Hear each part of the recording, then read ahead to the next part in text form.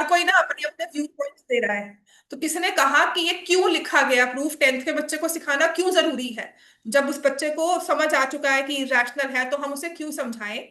तो समझाने का वे ये नहीं है कि आगे भी मैथ्स पढ़े। वो वही बात है ना कि रेड पेन मुझे नहीं चाहिए तो मुझे रेड पेन क्यों दिया जा रहा है, मुझे क्यों बताया जा रहा है रेड पेन, मैं तो ब्लू और ब्लैक से लिखती हूँ। So why I am being taught that there is a colour that red that exist, कि रेड इंक भी एग्जिस्ट करती है। ठीक है, ये बात वैसी हो जाती है। तो प्रूफ बाय कॉन्ट्रडिक्शन जरूरी क्यों है?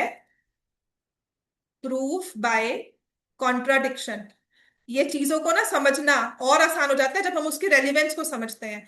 वो जरूरी क्यों है?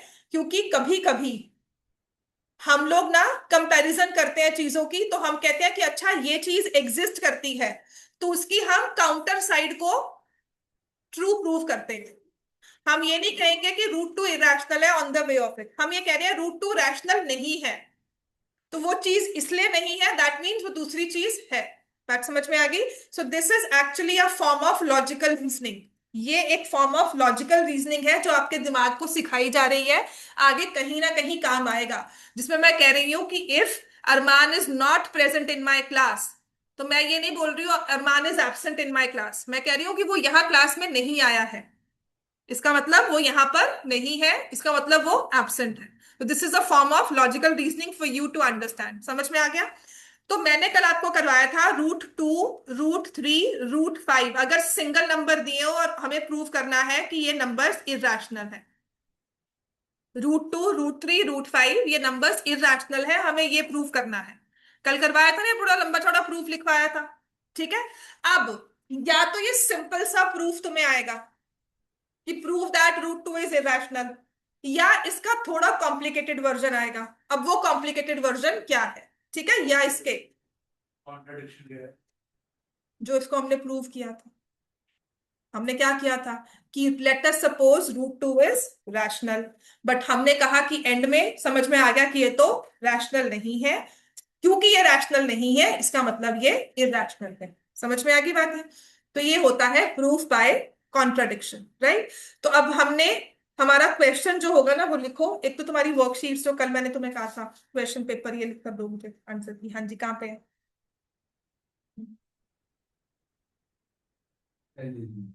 हाँ तुम पेपर कल भी आप ही क्या करते?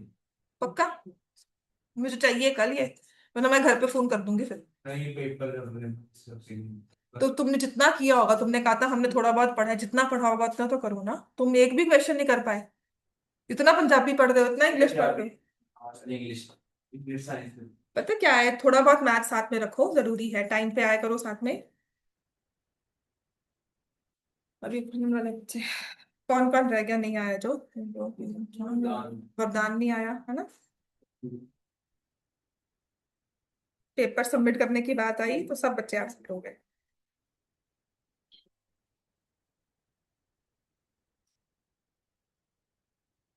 ये प्रूफ कर कुछ नहीं प्रूव करना। तुमने पढ़ लो जो पीछे लिखा है ना, कल पढ़ लो उसको बैठ कर।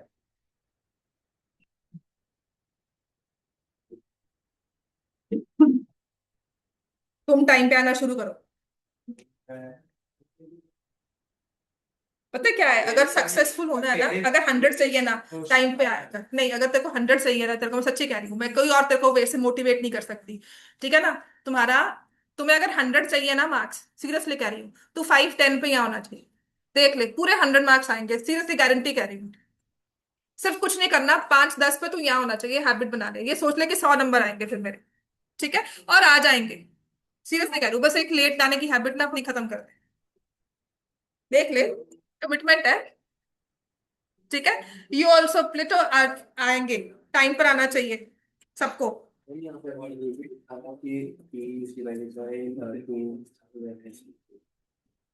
अगर कोई नंबर स्क्वायर में, कोई भी पी स्क्वायर है वो डिविजिबल बाय 2 है, तो उसका स्क्वायर रूट भी डिविजिबल बाय 2 होगा।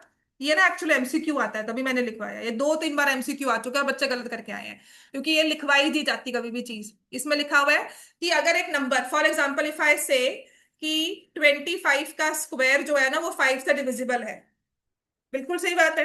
तो इसका मतलब अगर इसका स्क्वायर के बिना नंबर लेंगे वो भी 5 से डिविजिबल होगा। समझ में आ गया? तो ये जो क्वेश्चन है ना, तुम ये मानकर चलना, तुम्हारी वाली 10th में तो ये 3 नंबर का क्वेश्चन पेपर में आएगा ही आएगा। या तो डायरेक्टली होगा, प्रूव दैट √2 √3 इज इरेशनल। समझ में आ गई बात? दूसरी चीज, ये किस वे में आता है, नेक्स्ट लिखो, in what way will it come in the paper. आपको लिखा जाएगा, या तो लिखा होगा prove that 2 + √3 is irrational. Prove that 2 + √3 is irrational, या हमें ये प्रूव करना है। ठीक है, तो इसमें आप स्टेप्स लिख लो। स्टेप्स हमने क्या करने हैं? First, prove √3 is irrational. जो पहला सारा प्रूव लिखा हुआ है ना, वो लिखोगे। ठीक है ना? उसके बाद टू क्या होता है? Rational, irrational? 2 is rational. ठीक है, तो फिर उसके बाद सेकंड स्टेप में लिखोगे sum of rational and irrational is, इसको छोड़ दे, ध्यान इधर दो, इज ऑलवेज इरेशनल। दियो, कल से मैं सच में रूम में बंद करना शुरू करूँ। सुधर जा तू, चल अंदर। हम कर दिया इसको बीच में अपनी मर्जी। Sum of rational and irrational is always irrational. Therefore, hence 2 + √3 is irrational. ये क्वेश्चन ना 3 मार्क्स में आता है। समझ में आ गई बात? ये क्वेश्चन 3 मार्क्स में आता है, और आपको दिया हुआ है कि प्रूव दैट 2 + √3 इज इरेशनल। तो आपको पहले प्रूव करना है √3 इरेशनल है, उसके बाद लिखोगे कि sum of rational and irrational is always irrational. तो 2 रैशनल है, √3 इरेशनल, अभी प्रूव किया है, उनका सम इरेशनल होगा। अब इसी क्वेश्चन की फॉर्मेट क्या आती है, अदर वे राउंड क्या आता है, जिसमें हमें अलग वे से प्रूव करना होगा। समझ में आ गया? अलग वे कोई अलग नहीं है, वैसे ही बताती हूँ। उसमें लिखने का वे थोड़ा सा अलग है, तो आपको लिखा होगा prove that 2 + √3 is irrational given √3 is irrational। अब बहुत अच्छे बच्चों की तरह स्मार्टनेस की जगह ये लास्ट की 2 लाइनें लिखकर बताना कि नहीं हमें पता है सम ऑफ रैशनल इरेशनल होता है, तो हम तो वो लिखकर आ गए।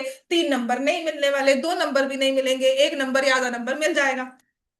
ठीक है, क्योंकि एनसीईआरटी में प्रॉपर वे में प्रूफ लिखना है, 2 नंबर के लिए मेहनत करनी पड़ेगी अभी तक। ठीक है, फ्री के 2 नंबर है, रट्टा ही मारना है। हिस्ट्री के इतने आंसर रट्टे मारे हैं, तो ये भी हम रट्टा मार ही लेंगे, है ना? मैं कौन सा कह रही हूँ कल तक याद करना है? पूरा टाइम लगाओ, मई लगाओ, जून लगाओ, जुलाई लगाओ, पूरा साल है तुम्हारे पास, बोर्ड तक रट्टा मार लो इसको। बात समझ में आ गई? पेपर से एक दिन पहले अच्छे से पढ़ो, सुबह शाम रात को पेपर में लिख कर आओ, फिर भूल जाओ। फिर नेक्स्ट पेपर में उठाओ सितंबर में, 2 दिन पहले मुझे बोलो मैम ये करवा दो क्लास में, मैं लिखवाऊंगी, घर जाके पढ़ो, रट्टा मारो, पेपर में लिख कर आओ, फिर भूल जाओ। यही काम करना है। बात समझ में आई? ये चीज आपके दिमाग में बैठने, बिठाओगे तो नहीं बैठेगी, बट इसको कैजुअली लर्न करते रहोगे तो बिल्कुल दिमाग में बैठ जाएगी। ठीक होगी बात? ये तो इसको बार बार ही लिखना होता है। अब इस केस में हम क्या करेंगे? तो हम लिखेंगे let 2 + √3 is rational. Let's assume 2 + √3 is rational. ठीक है, ये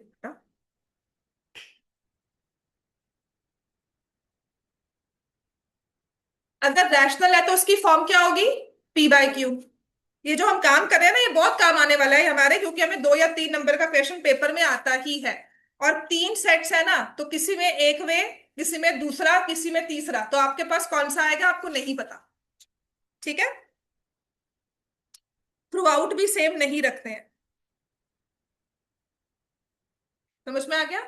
so let us assume that 2 + √3 is rational. तो इसका मतलब क्या हो जाएगा कि therefore इट मीन्स, देखो कितनी अच्छी बात कहते हैं कि इसका मतलब क्या है, 2 + √3 इज P/Q। ठीक है, अब क्या करना है, जो भी स्क्वायर रूट वाला नंबर है ना, अच्छा इसमें जरूरी चीज क्या है, Q ≠ = 0, P and Q are coprime integers. Very good. ये तीन वर्ड्स रट्टे मारने हैं हमने। Q not equal to zero, p and q coprime integers. बात समझ में आ गई? अब क्या करेंगे, √3 को, जो भी स्क्वायर रूट वाला नंबर है ना, उसको अलग कर लो। स्क्वेयरिंग नहीं करनी होती हमें। स्क्वायर रूट वाले नंबर को अलग कर लिया, पी अपॉन क्यू -2 हो गया। समझ में आ गया? तो √3 यहां रखा, पी -2 क्यू अपॉन क्यू हो गया। ठीक है। अब अब थोड़ी समझने की बात है कि अगर मैं कहती हूं, याद है ना हमने किया था sum of two integers, product of two integers हमेशा क्या होता है, इंटिजर ही बनकर आएगा। Sum and difference of integers, 2 - 3 करो, 2 + 3 करो, इंटिजर ही बन के आता है ना। कोई और नंबर तो नहीं आ जाता हमारे पास, है ना। तो इसका मतलब अब मैं कह रही हूं कि I know P and Q R integers, है ना। अब ये समझने की बात है, जो आगे के स्टेप है ना, मैं स्टार मार्क कर रही हूं क्योंकि ये लिखो चाहे ना लिखो, पर समझने की बात है कि पी क्यू इंटिजर्स हैं। इसका मतलब p - 2q भी इंटिजर होगा, है ना। p में से ट्वाइस ऑफ q माइनस किया तो इंटिजर ही बनकर आएगा। 2 में से 2 × 3 माइनस कर दो,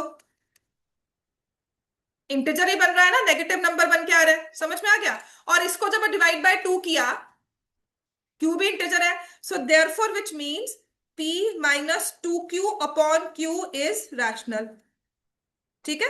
तो ये चीज लिखनी बहुत जरूरी है कि since p and q are integers, therefore p -2q upon q is rational, है ना। और √3 आपको क्या दिया हुआ है, क्या लिखा हुआ क्वेश्चन में? ठीक है। सो गिवन, फिर लिखोगे गिवन √3 इज इरेशनल, राइट। समझ में आ गया? एक तरफ कह रहे हो रैशनल, एक तरफ कह रहे हो इरेशनल। और irrational number can not be equal to, irrational number cannot be equal to rational number।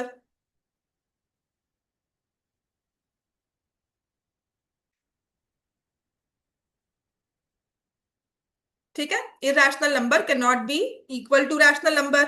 now this contradicts, इसको और अच्छे वे से क्या लिख सकते हैं, रुको, वैसे ये तो लिखना ही है, are assumption,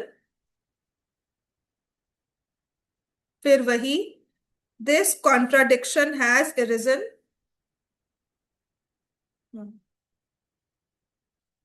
has arisen because of our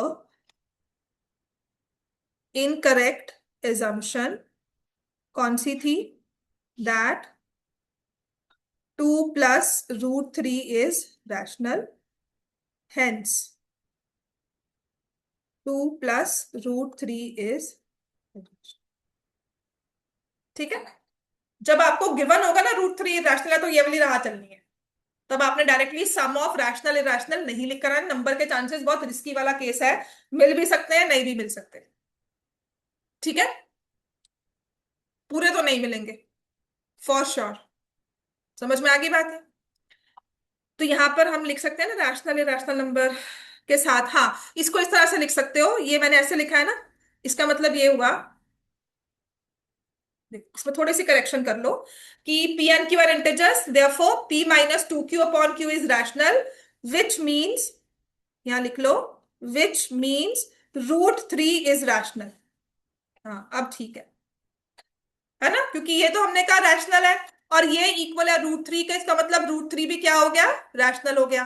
लेकिन दिस कॉन्ट्रडिक्ट्स आर एजम्पशन, या कॉन्ट्रडिक्ट्स द फैक्ट, हमारी एजम्पशन नहीं हुई, this contradiction contradicts the fact, जो ये फैक्ट दिया हुआ है हमें, दिस कॉन्ट्रडिक्ट्स द फैक्ट, यहां पे assumption नहीं है, फैक्ट दैट √3 इज इरेशनल। आपको एक फैक्ट दिया हुआ है और आपने उसको कॉन्ट्राडिक्ट कर दिया। ठीक है। और फिर बाकी सेम, इसको थोड़ा सा चेंज कर लो, रिफाइन कर लोगे ना, ठीक रहेगा। समझ में आ गया?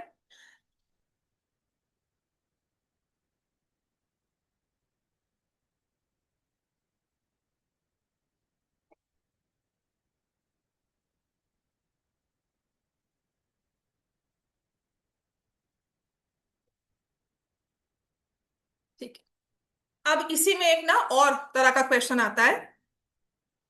लिखो, prove that √2 plus √3 is irrational। Prove that √2 plus √3 is, नहीं लिखा था, irrational। ठीक है, इसमें भी ना दो चीजें दी होगी, या तो आपको ऐसे ही लिखा होगा, prove that √2 plus √3 is irrational. क्या हो गया बेटा, मुझे बता दो क्या हो गया। वर्ड कौन से वर्ड? रीजन ही लिखना है। अरिजन, हाँ। ठीक है, अब आपको अगर सिंपल सी ये लाइन लिखी हुई है, तब हमने कैसे करना है इसको, लिखो। इसमें स्टेप फर्स्ट होगा, किसी भी एक नंबर को प्रूव कर दो, प्रूव दैट √2 इज इरेशनल।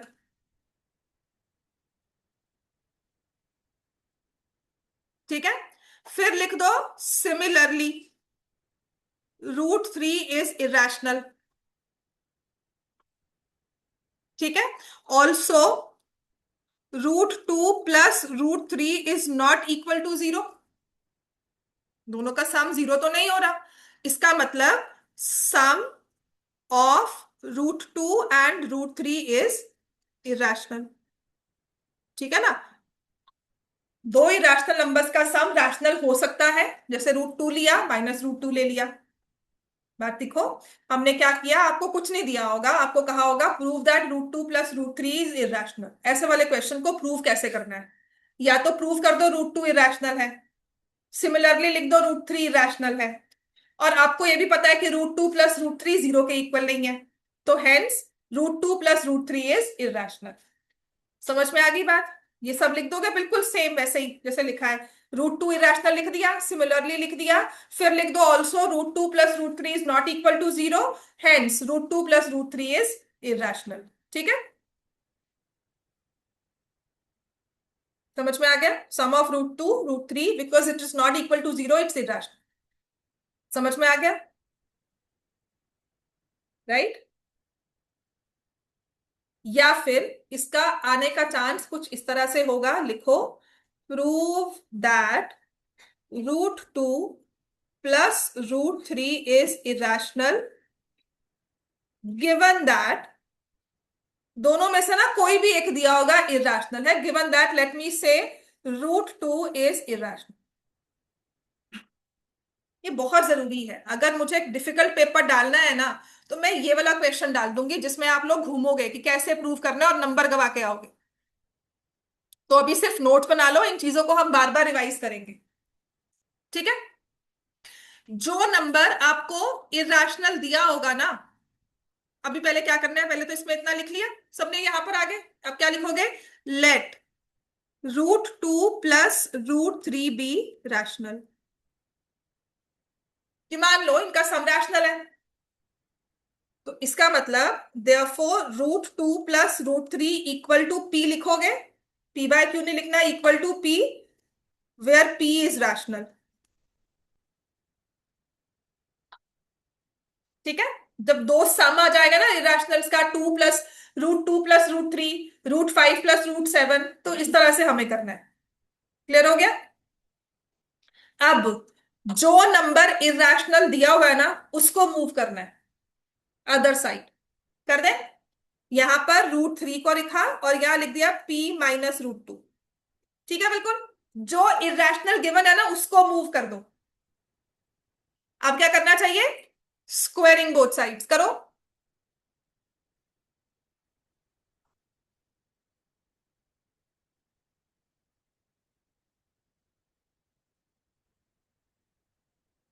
क्या बन जाएगा ये, 3, और यहां क्या आएगा, p माइनस √2 का whole square. What is p minus √2 का होल स्क्वायर? फॉर्मूला लगाओ, क्या होता है, a minus b whole square. क्या होता है, बोलो, a square plus b square minus 2ab। चलो लगाओ यहां पर, p square plus 2 minus 2 √2p। आ गया? ठीक हो गया बेटा? अब जो स्क्वायर रूट ऑफ 2 है ना, उसको बिल्कुल अलग कर लो। तो मैं क्या करूंगी, आई विल सेंड, यहां पर मैं लिखूंगी 3 - p² - 2 इक्वल टू -2√2p। √2 को अलग करना है, ठीक है। 3 - 2 कितना हो गया, 1 - p² इज -2√2p। या फिर मैं लिख दूंगी -2√2p इक्वल टू 1 - p²। या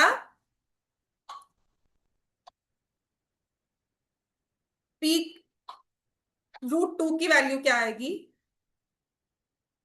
1 - p² अपॉन -2।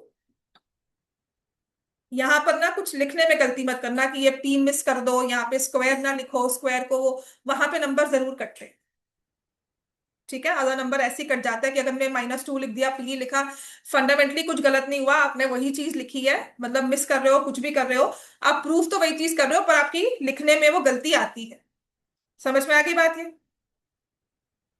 अब p क्या था, now since p is rational, वही चीज आ गई, since p is rational, therefore 1 - p² upon -2p is also rational.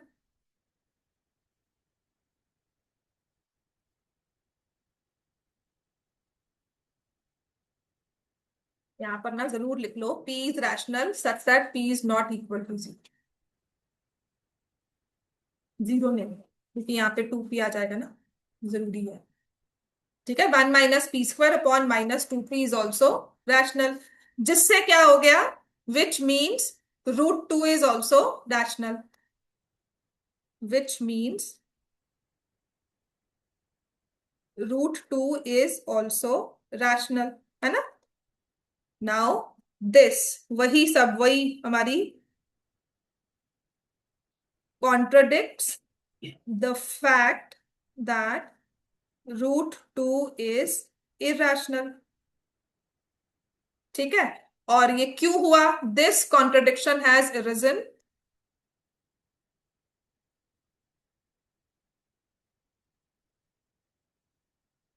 Has arisen from our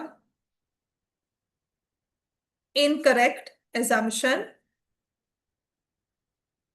that √3 plus √2 is rational. बस, hence √3 plus √2 is irrational.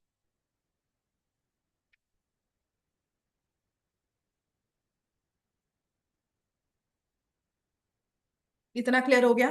अब तुम्हें यहां पर बस नंबर्स का थोड़ा सा हेर फेर करना है। क्वेश्चंस की टाइप यही होगी, नंबर लिखे इस तरह से ही जाएंगे, ठीक होगी बात ये। अब जो नंबर सिस्टम में हमें करना है, that is to learn about HCF and LCM, ठीक है। आपने पहले भी इसको पढ़ा हुआ है, क्लास 6 में मैथ्स में किया होगा, HCF एंड LCM। क्या हुआ,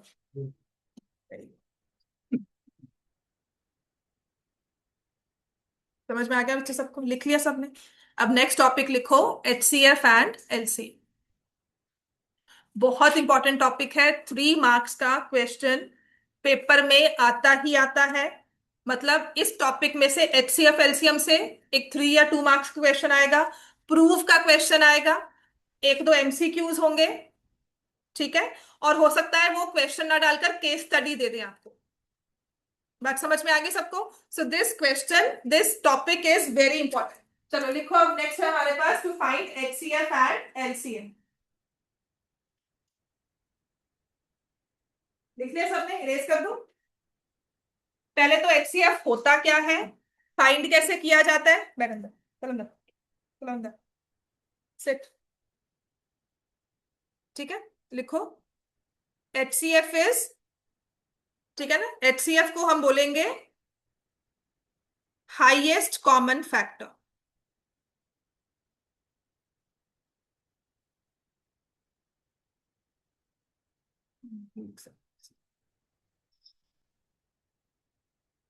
HCF is highest common factor और LCM होता है लोएस्ट या लीस्ट कॉमन मल्टीपल। ठीक है, तो इससे ना दो चीजें हमारे पास हाईलाइट हो गई। एक होता है फैक्टर और एक है मल्टीपल। तो फैक्टर क्या है और मल्टीपल क्या है, तो उसके लिए ना थोड़ा सा टू इनसाइड,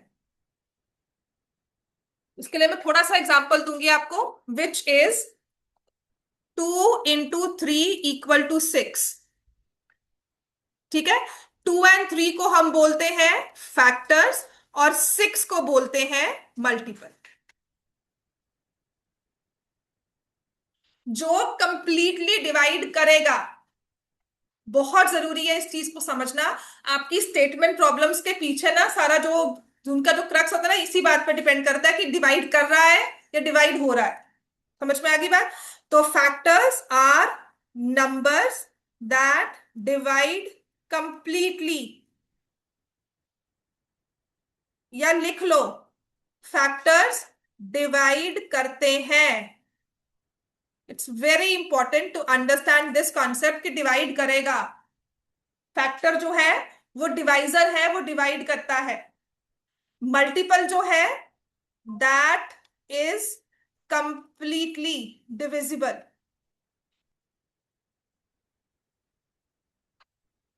ठीक है, जो डिवाइड हो जाते हैं, जो डिवाइड होते हैं सच में। राइट दिस डाउन, बिकॉज यहां पर ना हम लोग इन चीजों को समझेंगे अपनी स्टेटमेंट प्रॉब्लम्स को इसी चीजों से। ठीक है, अब कंप्लीटली डिवाइड करने का मतलब क्या है? मैंने कहा कंप्लीटली डिवाइड होना चाहिए, इसका मतलब क्या है? Remainder should be 0। मैंने 7 को नहीं बोला, मैंने 2 को फैक्टर ऑफ 7 नहीं बोला है। ठीक है, 6 लिखा मैंने। जो टेबल में आते हैं, ठीक है, और जिनका टेबल लिख रहे हो वो है फैक्टर्स, और जो टेबल में आ रहे हैं वो है मल्टीपल। बात समझ में आ गई? ठीक है, तो if I say 7 is a factor of 21, am I right? ठीक है ना, नंबर को डिवाइड कर रहा है लेकिन कंप्लीटली डिवाइड कर रहा है। तो is 7 a factor of 21? But can I say 21 is a factor of 7? No. बात समझ में आ गई? 21 is not a factor of 7। 7 is a factor of 21। 21 क्या है? Multiple of 7। 21 is a multiple of 7। बात समझ में आ गई दोनों में? ठीक है, एक फिर चीज ना मैंने आपको लीनियर इक्वेशंस में करवाई थी, जिसमें हमने लिखा था dividend is equal to divisor into quotient plus remainder, है ना? तो फैक्टर ना और मल्टीपल डिविडेंड और डिवाइजर से अलग होते हैं। डिवाइजर है, जैसे मैंने 21 को 2 से डिवाइड करना है ना? तो इस केस में ये डिवाइजर हो जाएगा। लेकिन जब मैंने 21 को 7 से डिवाइड किया तो 7 क्या बन जाएगा? फैक्टर। यहां पर 2 क्या है? डिवाइजर। काम वही करते हैं, फैक्टर में आना यहां पे डिवाइजर की जगह ही है, लेकिन रिमाइंडर क्या देना है? 0। बात समझ में आ गई सबको? तो फैक्टर वो नंबर है जो कंप्लीटली डिवाइड करेगा, रिमाइंडर 0 देगा। और डिविडेंड या मल्टीपल वो नंबर है जो कंप्लीटली डिवाइड हो जाएगा। Multiple, dividend, divisor, factor, multiple. Difference समझ में आ गया? डिविडेंड तो मतलब यहां पे मैंने 21 लिख दिया, डिवाइजर 2 लिख दिया, वो भी ठीक है।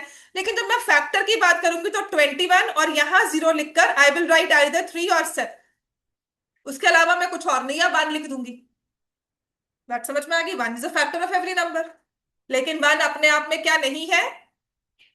1 is neither prime nor composite. बहुत जरूरी चीज है, 1 ना ही प्राइम है ना ही कॉम्पोजिट है। बात समझ में आ गई सबको? राइट। सो अब हमारे पास है हाउ टू फाइंड HCF। समझ में आ गया?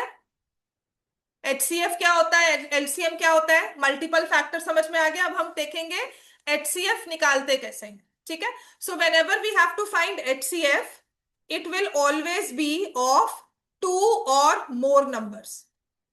एचसीएफ ना कंपैरिजन में करते हैं कि 4 नंबर्स लिख दिए, 5 नंबर्स लिख दिए, 2 नंबर्स लिख दिए, अब निकालो एचसीएफ। मतलब मैं 5 का एचसीएफ नहीं निकाल सकती।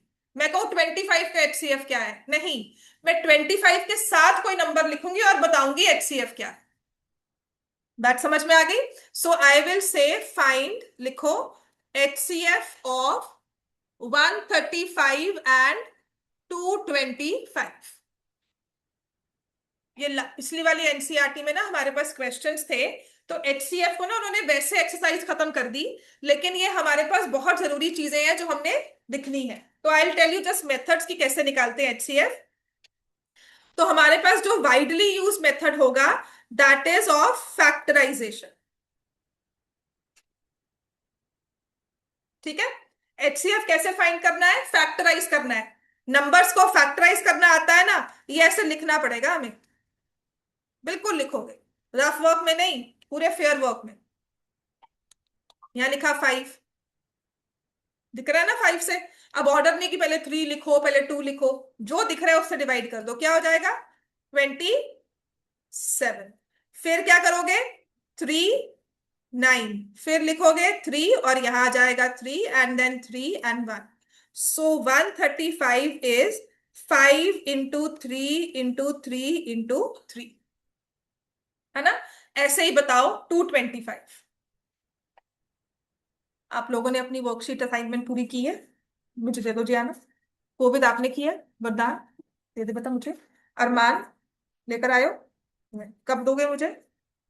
पूरी नहीं की। पूरी नहीं की है? कितने क्वेश्चंस के हैं? पूरी कल तक हो जाएगी। जितने भी हैं, I want the attempt, I want to see आपने कितना किया है। Even if you form the equations ना, मेरे लिए वो काफी है। बच्चे मेरी बात सुनो, मैं ये नहीं कहती हूँ सॉल्व करके लाओ सारे स्टेटमेंट प्रॉब्लम्स को, अगर इक्वेशंस भी फॉर्म करनी आ गई हैं वहां तक भी काफी, मुझे वही करके ला कर दो। मुझे देखना है कितना समझ में आया कितना नहीं आया। कॉपी पेस्ट भी अगर कर रहे हो ना तो समझ कर करना। सीरियसली, अगर चीटिंग देखकर भी कर रहे हो, चीटिंग नहीं मतलब देख रहे हो कि क्वेश्चन सॉल्व हुआ उसके बाद खुद सॉल्व करो, तो समझ कर करना। बार बार करने से ही आएगा, मतलब ये नहीं कि बस पेज भर के ले आए मेरे पास। वरदान दे दिया आपने? हाँ ठीक है। रजिस्टर, हाँ मेरे को पीडीएफ भेज देना फिर का। ठीक है, रजिस्टर क्योंकि ये चाहिए होगा। 225 को फैक्टराइज करो बच्चों। हाँ, इंटू 3 इंटू, यही आया। हाँ 2/5 लिख दिया। हाँ बिल्कुल। अब ये भी चीज समझ में आएगी, 2 बार 5 है ना, तो मैंने अगर 5 बाद में लिखा कोई फर्क पड़ा?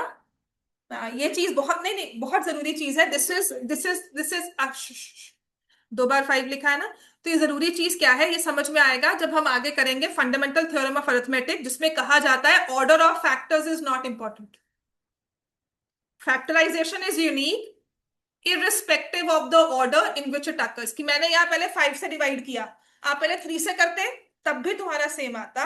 अब ये कंफ्यूजन पता क्या थी, कहते थे कि अगर 135 लिखा है तो हाउ कैन आई से कि इसमें 3 बार 3 होगा और 1 बार 5 होगा, क्या इसमें कोई 2 छुपा हुआ हो सकता है?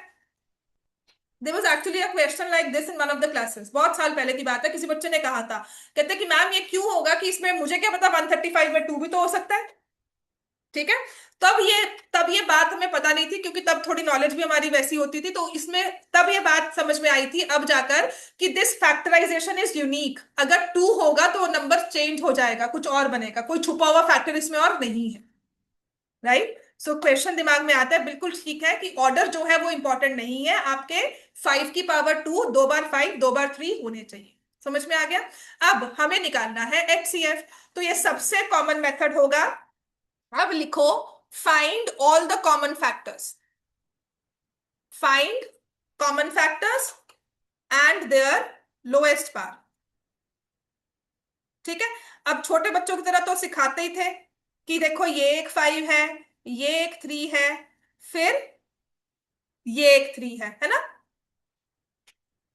ऐसे ही करते थे ना पेयर। फाइंड कॉमन फैक्टर्स, तो आपके पास कॉमन फैक्टर्स सारे जो आगे एचसीएफ में लिख दिया आपने, 5 into 3 into 3।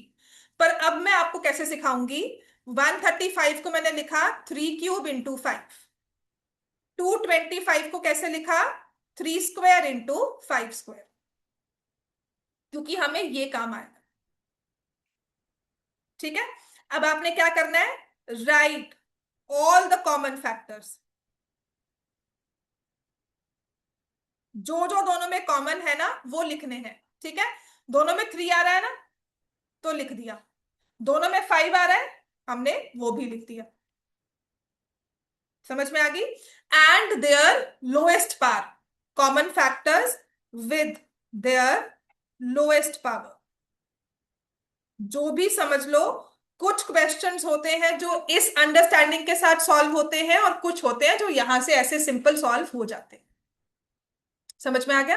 तो आपने कहा गया कि सारे जो भी कॉमन फैक्टर्स है वो हमने लिख दिए और उनकी लोएस्ट पावर लिख ली। ठीक है, तो यहाँ पे 3 और 3 क्यूब था और 3 स्क्वायर था, लोएस्ट क्या है? स्क्वायर। 5 रेज टू पावर 1 है, 5 स्क्वायर है, लोएस्ट क्या है? यही था हमारा एचसीएफ। क्या आ गया एचसीएफ मल्टीप्लाई कर रहे हैं? 45। तो इसका मतलब है, लिख लिया हमने। अब एक बात समझना, इसका मतलब है कि 135 और 225 को डिवाइड करने वाले बहुत सारे नंबर्स हैं।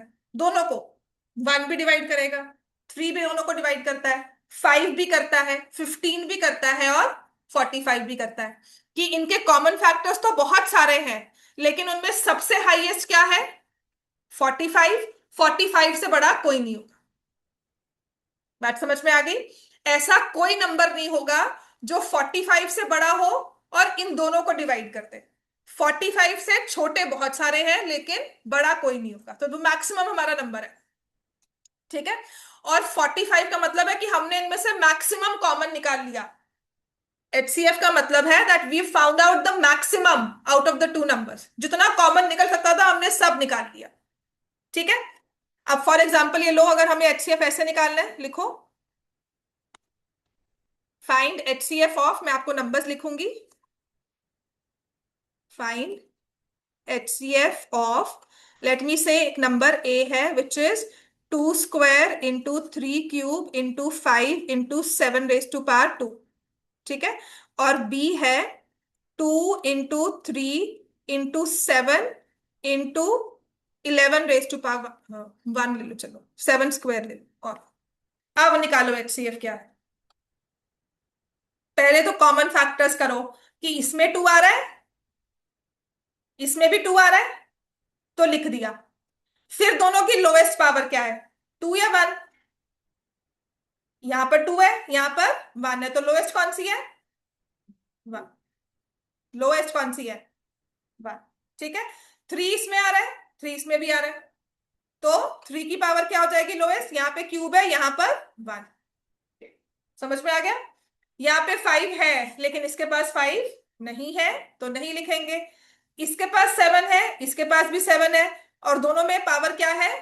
2 कहो या लोएस्ट कह लो, 2 है। इसके पास 11 है, इसके पास 11 नहीं है, so this is my HC. बात समझ में आ गई। When I talk about HCF, common factors and their lowest power. समझ में आ गया इतना? तो हो सकता है कि इसमें कोई फैक्टर हो जो दूसरा नंबर में नहीं आए, दूसरे का कोई फैक्टर है जो पहले वाले नंबर में नहीं आए। ठीक है, this is to find HCF of two numbers. इतना क्लियर हो गया। अब मैं आपको एक नंबर और देती हूं, आपने उसका एचसीएफ निकालना है। चलो लिखो, फाइंड एचसीएफ ऑफ। ठीक है, ये हमारी पुरानी वाली एनसीईआरटी का ही क्वेश्चन है। मैं आपको डिवीजन मेथड अभी नहीं करवाऊंगी, उसको हमें टाइम लगेगा। आपने प्राइम फैक्टराइजेशन के साथ ही एचसीएफ निकालना है। एक लॉन्ग डिवीजन मेथड होता है, पता नहीं करवाया आपको, नहीं करवाया, बट अगर नहीं करवाया तो मुझे नहीं लगता मुझे रिवाइज करवाना चाहिए। इस क्वेश्चन में आपको एचसीएफ निकालना है, तो पहले 867 को प्राइम फैक्टराइज करो और 255। तो क्या 867 प्राइम फैक्टराइज हो रहा है आपसे? हाँ, हो जाएगा। हाँ, कभी कभी पता क्या होता है, नंबर कुछ ऐसा है कि हमसे प्राइम फैक्टराइज नहीं हो रहा। ठीक है, तब आपने क्या करना है, आपने जो दूसरा नंबर दिया हुआ ना, कोशिश करनी है उसको कर लो, दोनों में से कोई भी एक कर लो। फिर इसके जो फैक्टर्स है ना, दूसरे से डिवाइड करना शुरू कर दो। जैसे इसमें 5 आएगा, तो मुझे पता है 5 नहीं है, तो मैंने 5 से किया, दिस विल बी 51। 51 क्या होता है? 317, और ये आ गया 17 1। So I try dividing it with 3, I try dividing with 50 with 17। समझ में आ गया। 3 से किया, सो आई विल गेट 2, 26, 8 है ना, 24 और 9, 289 आ गया। और ये 17 का स्क्वायर होता है। तो 867 मेरे पास क्या आ गया, 3 × 17 स्क्वायर। और 255 कितना आ गया, 5 × 3 × 70। तो HCF बच्चों क्या हो गया, 3 × 17, 51। दोनों में से जो सेम नंबर होता है उसका एक्चुअली नहीं होगा। सेम नंबर नहीं होता, दोनों का HCF निकाल रहे हैं, दोनों के सेम फैक्टर्स की लोएस्ट पावर। जैसे 8 6 7 3 और 17 और 18 और 17 हाँ, लेकिन 3 को पावर क्या मिली हुई है, है। 1 मिली है ना, इसमें भी 1 मिली है, तो हमने HCF में पार क्या ली, 1। यहाँ पे 17 स्क्वायर था, यहाँ पे 17 था बिल्कुल, लेकिन 17 कितनी बार है, दोनों में जो कम होगा ना वो लेना है। 2 बार नहीं ले सकते, 1 बार लो। समझ में आ गया। सो HCF इज 51। अब HCF फाइंड करने के बाद आपके पास जो नंबर्स बचते हैं, ठीक है, देखो 867 को मैं लिख रही हूं 51 × 17, ठीक है, और 255 को लिख रही हूं 51 × 5। समझ में आ गया। अब ये बात समझनी बहुत जरूरी है, कुछ क्वेश्चंस इस कॉन्सेप्ट के साथ सॉल्व होंगे। हमने HCF को बिल्कुल अलग कर लिया, जो बचे नंबर हैं उनमें कोई फैक्टर है कॉमन, 17 और 5 में कोई फैक्टर कॉमन है, कोई नंबर जो 17 को भी डिवाइड कर दे और 5 को भी कर दे, पूरा कंप्लीटली है। है एक, कौन सा, 1। 1 के अलावा कोई और नहीं है। एक नंबर है जो डिवाइड करता है, बट दैट नंबर इज 1। ठीक है। तो पहली चीज, जब हम HCF सेपरेट करते हैं नंबर से, जो बाकी फैक्टर्स बचते हैं ना वो कोप्राइम होते हैं। ठीक है। तो यहां से कल मैं लिखवा रही थी ना, नंबर्स आर कोप्राइम, तो कोप्राइम नंबर्स कौन से होते हैं, लिखो, coprime numbers are those, coprime numbers are those whose HCF is 1। जिन नंबर्स में कोई फैक्टर कॉमन नहीं है, which have no common factor other than 1, which have no common factor other than 1।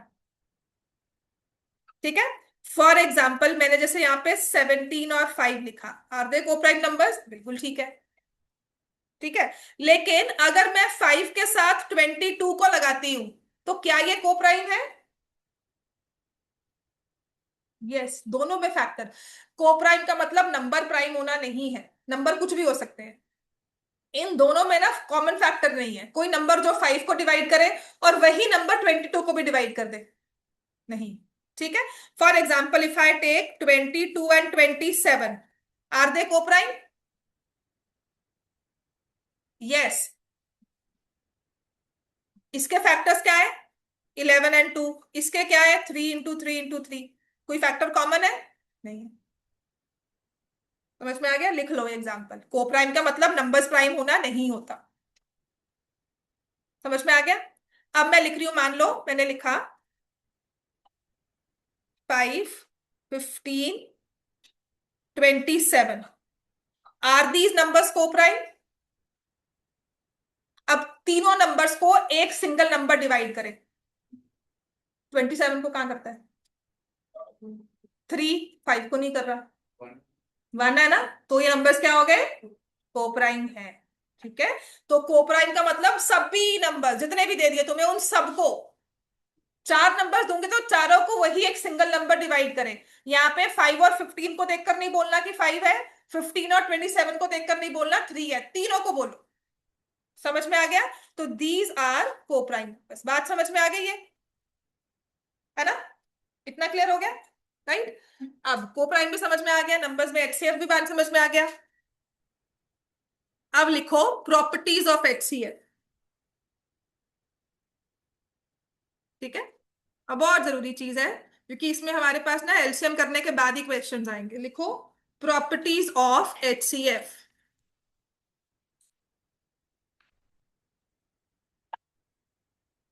सबसे पहली प्रॉपर्टी लिखो, HCF of given numbers is always equal to or less than the smallest number in the group. Group of numbers ले लो, जैसे मैं ले रही हूं 15, 25, 75।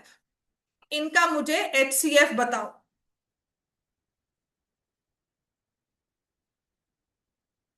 तो मुझे इतना पता है कि जो मेरा आंसर है या तो 15 होगा या 15 से कम होगा। अगर मेरी कैलकुलेशन मुझे आंसर मोर देन 15 दे रही है ना, तो कहीं ना कहीं दिमाग में बत्ती चलनी चाहिए कि गलत है, कैलकुलेशन ठीक करो। ठीक है, तो माइंडलेसली काम नहीं करना, अपने आंसर को चेक कैसे करना होता है। बात समझ में आ गई? तो जो HCF है या तो 15 होगा या 15 से छोटा होगा। क्या है HCF इन सबका? 5 है ना। आपने HCF 5 निकाला क्योंकि यहाँ पे 3 बच गया, यहाँ 5 बच गया और यहाँ पर 15 बच गया। तो इन तीनों को डिवाइड करने वाला सिंगल नंबर नहीं है। बात समझ में आ गई? ये तीनों आपस में कोप्राइम। क्लियर हो गया? HCF is always equal to or less than the smallest number in the group, right. और इसके बाद जब भी हमने HCF निकाला, the remaining numbers are coprime. Next लिखो, if we take out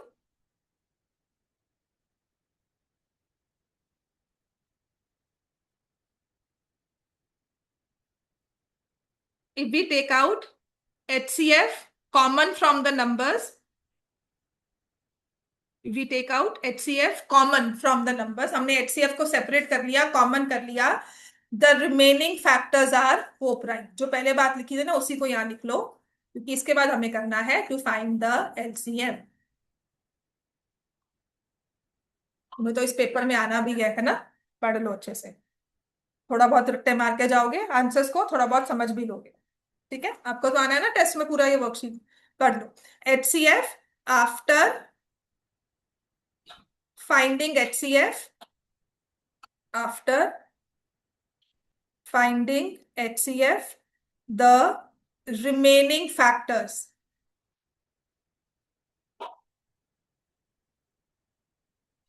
in the numbers are co-prime।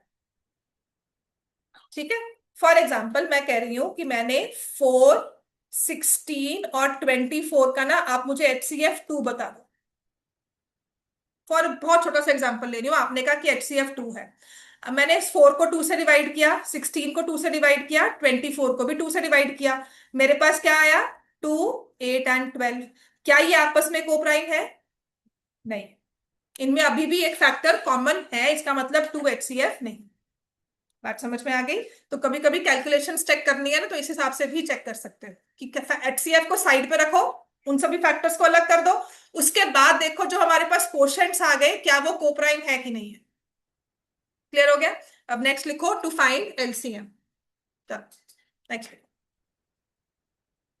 To find LCM of the numbers. बहुत आसान होता है LCF ऑफ LCM निकालना। तो ना LCM में कभी कभी आपने ये चीज की होगी। फॉर एग्जाम्पल, अगर मुझे LCM निकालना है ऑफ 26 एंड 91, तो आपने 26 को फैक्टराइज कर लिया, विच इज 13 × 2। 91 को फैक्टराइज कर लिया, 13 × 7। ठीक है, तो थ्योरेटिकली LCM निकालना क्या कहता है कि राइट ऑल द फैक्टर्स, ठीक है, and their maximum power, highest power.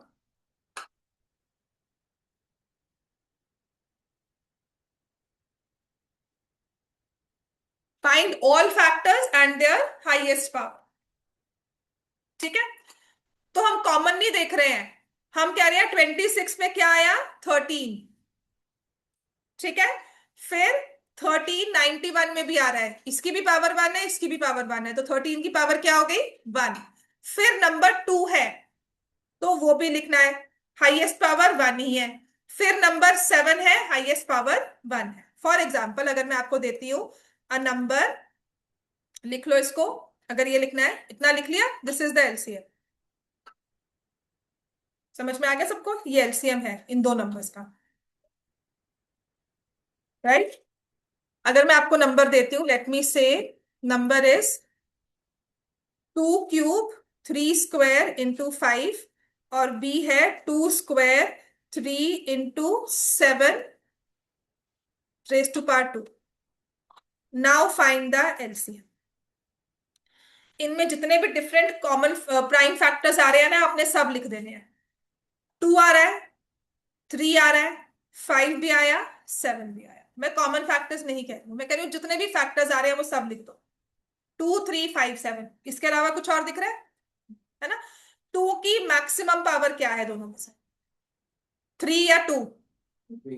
Maximum 3। 3 की मैक्सिमम पावर क्या है? 2। 5 की मैक्सिमम पावर क्या है? और 7 की क्या है? This is the answer. समझ में आ गई बात है? ठीक है, तो एलसीएम डिवाइड हो जाता है, एचसीएफ डिवाइड करता है। बात समझ में आ गई? वेक्टर और मल्टीपल में वही आ गया, एचसीएफ डिवाइड करेगा और एलसीएम डिवाइड हो जाएगा। ये हमें स्टेटमेंट प्रॉब्लम सॉल्व करने में बहुत ज्यादा हेल्प करता है। जब कुछ नहीं समझ में आएगा ना, तो ये काम जरूर कर जाएगा, हो जाएगा। लिख लो, एचसीएफ डिवाइड करता है, एलसीएम डिवाइड हो जाएगा। समझ में आ गई बात? अब लिखेंगे प्रॉपर्टीज ऑफ एलसीएम।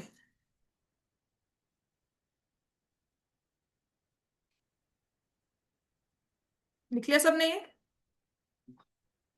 अब लिखो प्रॉपर्टीज ऑफ एलसीएम। ठीक है, तो सबसे पहली जैसे एचसीएफ की थी ना, LCM of given numbers is either equal to or more than the highest number in the group. जैसे फॉर एग्जाम्पल 4 6 24,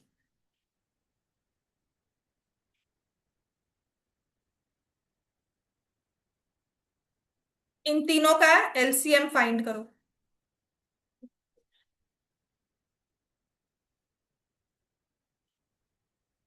ठीक है, इन तीनों का एचसीएफ क्या हो जाएगा, एलसीएम क्या हो जाएगा? 24। तो सबसे हाईएस्ट नंबर 24 था, एलसीएम उसके इक्वल है। समझ में आ गया ना? या फॉर एग्जाम्पल मैंने लिखा 2 5 15, एलसीएम क्या होगा? 2 से कहाँ डिवाइड होता है? 15 तुमने एलसीएम लिखा, तो क्या 15 2 से डिवाइड हो रहा है? नहीं हो रहा ना, तो एलसीएम नहीं है, तुम्हें इसके आगे जाना है। तो क्या होगा? 2 raised to power 1, 5 raised to power 1, 3 into 5, 2 3 5। ठीक है ना? 2 into 3 into 5, समझ में आ गया ना? सारे फैक्टर्स उनकी लोएस्ट पावर, एलसीएम इज 30, तो इस केस में एलसीएम जो है वो बड़ा है। ठीक है, अब सबसे जरूरी प्रॉपर्टी जिस पे क्वेश्चन आता है, 3 मार्क्स का लिख लो। सबसे जरूरी प्रॉपर्टी लिखो, for two numbers. Now this is true only for two numbers. For two numbers A and B,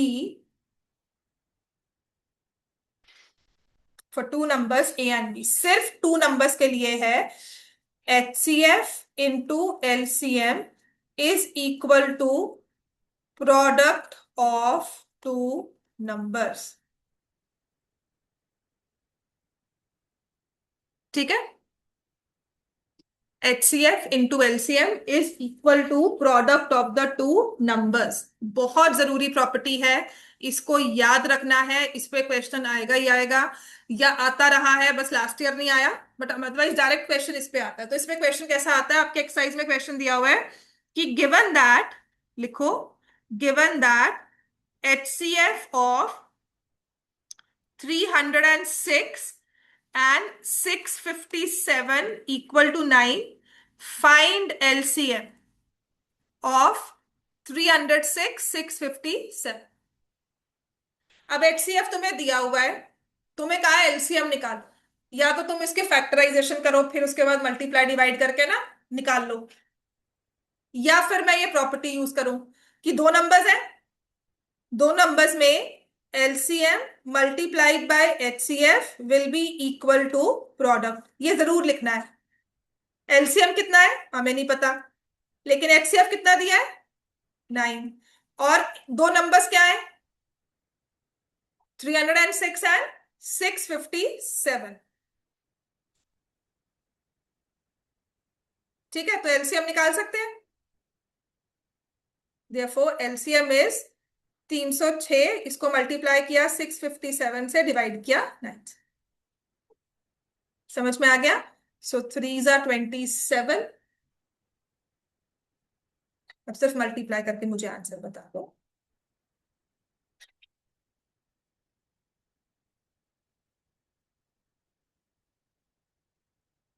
ठीक है,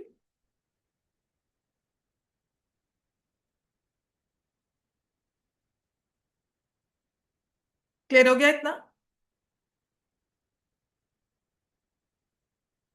इस पे और क्वेश्चन कैसा आएगा, इसी प्रॉपर्टी पे बेस्ड।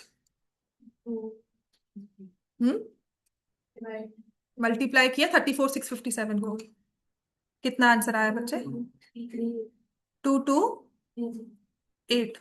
ठीक है, समझ में आ गया। अब इस पे और क्वेश्चन कैसे आता है, लिखो, ये भी आपकी बुक में एग्जांपल है, और डायरेक्ट 3 मार्क्स का क्वेश्चन पेपर में आया हुआ है, सच में नंबर चेंज किया था बस इसमें। इसने कहा है find the HCF, find HCF of 96 and 404 by prime factorization. Find HCF of 96 and 404 by prime factorization, और लिखा होता है हेंस फाइंड देयर LCM। और जब ये हेंस आ गया ना, इसका मतलब तुमने प्रॉपर्टी यूज करनी है। ठीक है, ना भी लिखा हो, एक चीज फाइंड करने को कहा है, दूसरी निकालनी है, प्रॉपर्टी ही यूज करोगे, नहीं दिमाग लगा के आना कि नहीं मैंने दोनों कैलकुलेशंस कर ली। ठीक है, तो पहले आप 96 को प्राइम फैक्टराइज करोगे, 404 को प्राइम फैक्टराइज करोगे, HCF निकालोगे। ठीक है, और फिर करोगे कि we know HCF into LCM is equal to product of two numbers, जिसमें टू नंबर्स तो आपके पास हैं, आपने HCF निकाला और उसको LCM से मल्टीप्लाई कर दिया टू फाइंड द LCM। समझ में आई बात। तो फटाफट से मुझे बताओ कि HCF क्या है। 96 को फैक्टराइज करो, देखो 404 को तो मैंने कर लिया, 101 is a prime number which I know. अच्छा, एक एक्सरसाइज आपके साथ रह गई है, right all the prime numbers from, कल करेंगे, right all the prime numbers from 1 to 100। बड़ा अच्छा है काम होता है ये, मजा भी आता है इसमें। ठीक है, राइट ऑल प्राइम नंबर, सोच कर आना घर से, और कल देखते हैं। 96 को फैक्टराइज करो, क्या होता है, 2 raised to power 5 into, ठीक है, और ये 2 स्क्वायर लिख दो 4 को, है ना, प्राइम फैक्टराइज करने का कहा है ना, तो 4 मत लिख के आना, नंबर कट जाएंगे। छोटी छोटी चीजें हैं, यहाँ पे नंबर काट लेंगे, क्योंकि प्राइम कहा था तुमने, प्राइम तो लिखा ही नहीं, बिल्कुल मैं नंबर काट सकती हूँ। ठीक है, और काटूंगी भी, राइट, बिकॉज जिसने समझी है इस बात को, हमें प्राइम्स में ही लिखना है। अब बताओ HCF क्या होगा, I will write only the common factors. Common factor कौन से दोनों में, 2, और लोएस्ट पार क्या है, 2, तो HCF क्या हो गया। अब आपने एलसीएम निकाल लिया इसमें पुट करके, 96 into 101 विच इज 9696। ठीक है, बात समझ में आ गई?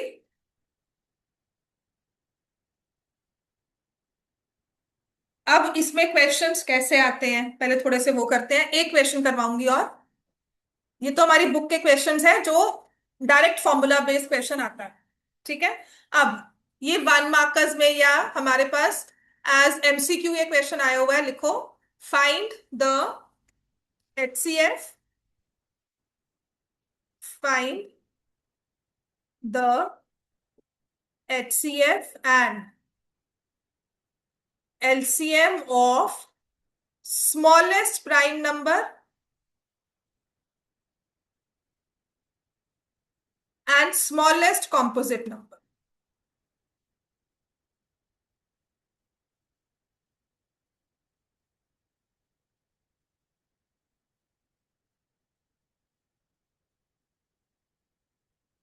पहले तो मुझे बताओ स्मॉलेस्ट प्राइम नंबर क्या है, 2, और स्मॉलेस्ट कॉम्पोजिट नंबर क्या है, बस। अब बताओ इनका HCF क्या है और इनका LCM क्या है।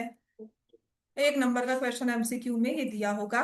We need to understand what is smallest prime number and smallest composite number. ठीक है, राइट, बाकी कल ही करते जाओ।